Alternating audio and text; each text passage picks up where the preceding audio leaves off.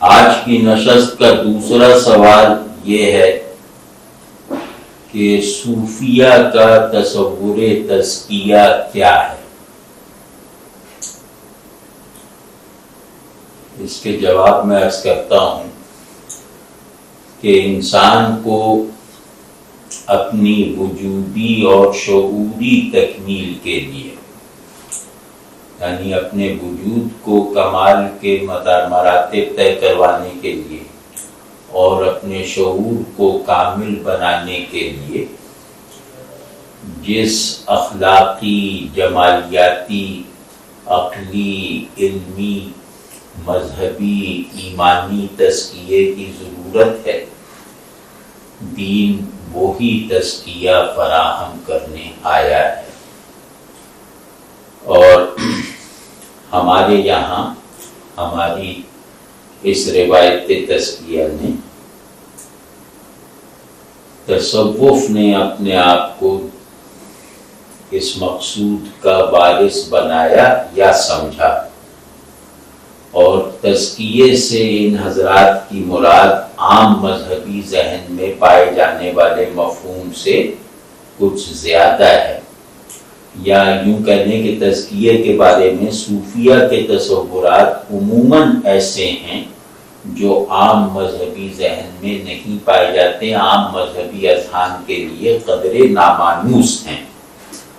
تو عام مذہبی ذہن جب ہم کہتے ہیں تو اس سے مراد ہوتا ہے دین کو شریعت کے تناظر میں رکھ کر دیکھنے والا ذہن، یعنی وہ تمام چیزوں کو جائز ناجائز اور کفر و ایمان، یعنی زیادہ سے زیادہ کفر و ایمان کی ٹرمز میں دیکھتا ہے، یا دوسرے لفظوں میں کہیں تو دین کو ایک قانونی اور تاریخی اسٹرکچر فرض کر کے اپنے خیالات، نظریات اور تصورات کی تشکیل کرنے والا ذہن،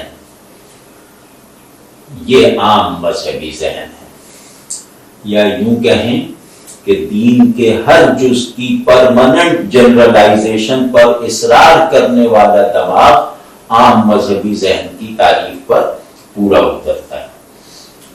تو قانونی انداز اور دین کے عملی یا مفہومی اجزاء کو اٹل اور عام سمجھنا، اسی کو میں کہہ رہا تھا قانونی اور تاریخی اسٹرکچر۔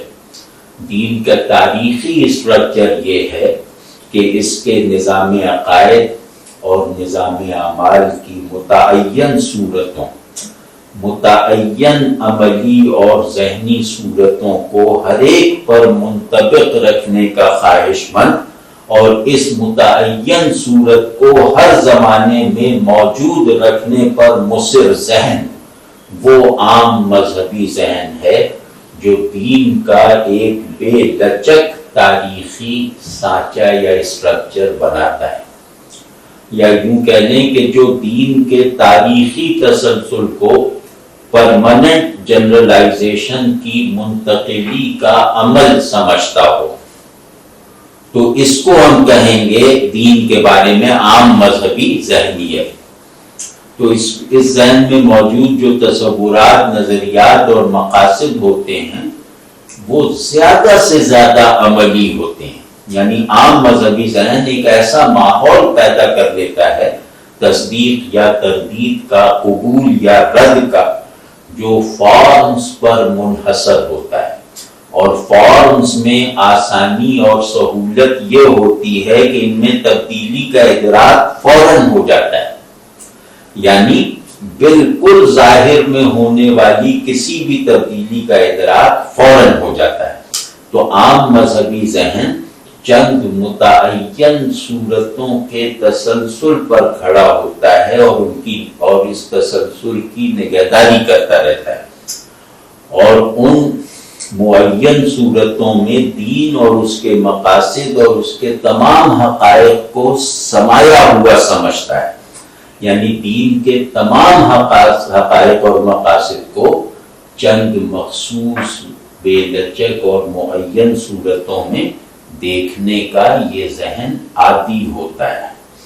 تو اس ذہن کے لیے یہ آسان ہوتا ہے یہ فیصلہ کرنا سہل ہوتا ہے کہ یہاں سب ٹھیک جا رہا ہے یا کچھ غلط ہو گیا ہے. واضح ہے نا؟ تو اس پوری ذہنیت کو کہتے ہیں قانونی اور تاریخی تناظر میں پرورش پانے والا ذہن. اور مطلب اس کو تحقیر کی نظر سے نہیں دیکھا جا سکتا، اس پہ دین کے تاریخی وجود اور اس کے تسلسل کا گویا یہ ایجنٹ ہے، یہ بہت قیمتی ذہن ہے. لیکن بہرحال یہ ایک عام مذہبی ذہن ہے، تو یہ عادی ہوتا ہے دین کے مقاصد کو فوری نتائج دینے کا. یعنی یہ اس چیز سے مانوس ہوتا ہے کہ دین کی مراد کو عمل میں لے آئے، یعنی یہ دین کی ہر مراد کو فوراً عمل میں ڈھالنے کا عادی ہوتا ہے. تو اس طرح کا ذہن جو ہے وہ دین کے مقاصد اور مرادات کے صرف اس حصے تک خواہی نخواہی محدود رہ جاتا ہے جن کا عمل میں آنا آسانی سے ممکن ہو. تو اس کے لیے دین کا ہر مطالبہ ایک واحد المفہوم تقاضا ہے. جس واحد المفہوم تقاضے کا مطلب یہ ہے کہ دین کے ہر مطالبے کا فہم دین سے وابستگی، سچی وابستگی رکھنے والے تمام ذہنوں کے لیے ایک ہوگا. یہ اس دماغ کا بنیادی مقدمہ ہے. اور بعض بالکل سمجھ میں آنے والے، اور اس کا ایک مقصد یہ ہوتا ہے کہ یہ بعض بالکل سمجھ میں آنے والے آبجیکٹو معیارات کو حاصل کر لیں. یعنی کہ یہ ذہن نہایت آسانی سے پیدا ہونے والی صلاحیت فہم کو حاصل کر کے اس پر قائم اور اس تک محدود رہنا چاہتا ہے. اور ایک یہ، اور دوسرا اس کا مقصد یہ ہوتا ہے کہ دین سے وابستگی کا سچا قصد رکھے. تو اس کے لیے دین میں بیان ہونے والے، یعنی جس کو یہ دو، جس ذہن کو یا جس وجود کو، جس بندے کو یہ دو چیزیں میسر آ جائیں کہ وہ آسانی سے حاصل ہو سکنے والے آبجیکٹو معیارات کو حاصل کرنے تک خود کو محدود رکھے اور اپنے دین کے ساتھ سچی وابستگی رکھے، تو ایسے ذہن کے لیے دین میں بیان ہونے والے تمام مقاصد واحد المفہوم ہوں گے. ان میں اختلاف کا کوئی امکان نہ پایا جائے گا. واضح ہے یہ بات؟ تو خیر، تو اس ذہن میں تزکیے کا تصور ہے فرما برداری پر قائم ہو جانا اور نافرمانی سے بچتے رہنا، یا نیکی کی طرف مائل ہو جانا اور گناہ سے مجتنب رہنا. چاہے نیکی کرنے میں ناگواری اور مشکل کا احساس برقرار رہے، چاہے گناہ سے بچنے میں زحمت کا احساس اور آمادگی کا نہ ہونا جاری رہے. یہ ان تمام زحمتوں اور بے رغبتیوں کو نظر انداز کر دے گا. یہ کہے گا کہ اگر خیر کا ارتکاب ہو رہا ہے اور معصیت فعل نہیں بن رہی تو تزکیے کا عمل ایک بالکل لائق اعتماد حالت میں جاری ہے. یعنی کہ اگر اچھائی کی طرف جانے میں اور برائی سے بھاگنے میں واضح مزاحمتیں موجود ہیں تو ان مزاحمتوں کی موجودگی کے باوجود تزکیے کا عمل اس ذہن کی نظر میں دین کے مطلوبہ معیارات پر ہو رہا ہے. تو جناب یہ جو عام مذہبی ذہن ہے وہ اس یقین اور اس موقف پر کھڑا ہوتا ہے، جبکہ تصوف میں تزکیے کا ایک پہلو ہے جس کی طرف یہ ذہن متوجہ نہیں ہے. وہ ہے طبیعت کا داخلی بگاڑ، میکینیکل نقص دور ہو جائے. یعنی نیکی طبعاً مرغوب ہو جائے، معصیت اور گناہ طبعاً نامرغوب ہو جائے، اور اس سلسلے میں تمام مزاحمتیں ختم ہو جائیں. یعنی مزاحمتیں پیش تو آئیں، لیکن کیونکہ مزاحمتیں میری جنریشن سے، میرے ارادے سے تھوڑی پیش آتی ہیں. مزاحمتوں کا ایک نظام میری مرضی اور میرے ارادے سے بالکل متوازی حالت میں چل رہا ہے. تو لیکن بس اتنا ہے کہ مزاحمتیں پیش آئیں خارج میں، یعنی مزاحمتیں خارج میں ہوں، نفس میں نہ ہوں. یہ تصوف کا مقصود ہے. اور اس مقصود تک پہنچنے سے پہلے صوفیوں کے نزدیک تزکیے کا عمل شروع تو ہو چکا ہے، جاری تو ہے، لیکن لائق اعتبار حالت تک نہیں پہنچا. تو تزکیے کا ایک مفہوم ان کا یہ ہے کہ طبیعت کا سدھار ہو جائے، طبیعت اندر سے پاکیزگی کا مادہ پیدا کر لے.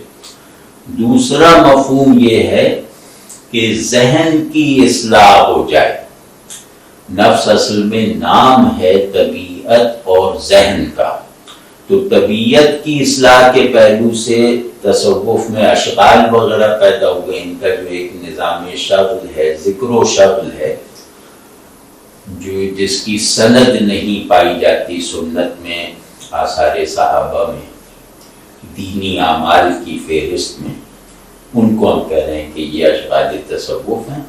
وہ طبیعت کی اصلاح کے پہلو سے پیدا ہوئے. تو ذہن کی اصلاح کے پہلو سے تصوف کی اعتقادی معتقداتی جہت نے جنم لیا، ڈاکٹرنل ایسپیکٹ پیدا ہوا. یعنی اب ذہن کی اصلاح کیا ہوگی؟ ذہن کی اصلاح کے کچھ درجات ہیں نا، اس کی تفصیل شاید کسی اور موقع پر آ گئی ہو. اجمالاً یہ عرض کر دوں کہ ذہن کی اصلاح کا اصل مطلب ہے ذہن کو خدا مرکز بنا دینا، خدا کو ذہن کے مرکز میں رکھنا، تاکہ وہ اس پر حکومت کرے اپنی رحمت کے ساتھ، اپنی برکت کے ساتھ، اپنی نشانیوں کے ساتھ، اپنے غیاب کے ساتھ. یعنی تزکیہ اصل میں اللہ کی طرف وجودی یکسوئی پیدا کرنے کا نام ہے. جو طبیعت میں ہو تو محبت اور کراہت کے اصول پر ظاہر ہوتی ہے، اور ذہن میں پیدا ہو جائے تو حق و باطل، خیر و شر اور موجود و معدوم کے پیراڈائم میں اظہار کرتی ہے. یعنی ذہن اللہ کی طرف اتنی شدت سے یکسو ہو جائے کہ ما سوی اللہ گویا معدوم ہو جائیں، اور طبیعت ایسی ہو جائے کہ آدمی کو اللہ سے محبت اور اللہ سے ڈرنے کے علاوہ کسی اور محبت اور خوف کا تجربہ نہ ہو. یہ ہے صوفیانہ تزکیہ اور اس تزکیے کے آئیڈیلز. لیکن اس میں سمجھنے کی بات یہ ہے کہ کوئی ایسا عمل جس کے نتائج تقدیری ہوں، یہاں تقدیری سے مراد ہے کہ جس کے نتائج مستقل ہوں، جن نتائج پر ساری چیزوں کا دار و مدار ہو. انسانی ذہن اسے آئیڈیلائز ضرور کرتا ہے. انسانی شعور اس بنیادی ترین عمل کو آئیڈیلائز کیے بغیر رہ ہی نہیں سکتا. یعنی دیکھیں نا کہ تزکیے کے عمل پر میری جنت اور دوزخ اور میرے جینے مرنے کا انحصار ہے. میری ہمیشہ کی کامیابی یا ناکامی اسی تزکیے پر موقوف ہے. ٹھیک ہے نا؟ تو گویا تزکیہ انسانی وجود کی سب سے بنیادی ضرورت ہے. تو اس ضرورت کو شعور انسانی آئیڈیلائز کیے بغیر نہیں رہ سکتا.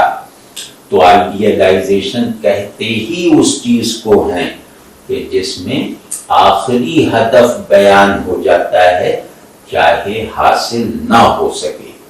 جیسے حدیث شریف میں آیا ہے نا کہ تقویٰ تو یہ ہے کہ آدمی نیکی سے محبت کرنے لگے اور برائی سے اسے نفرت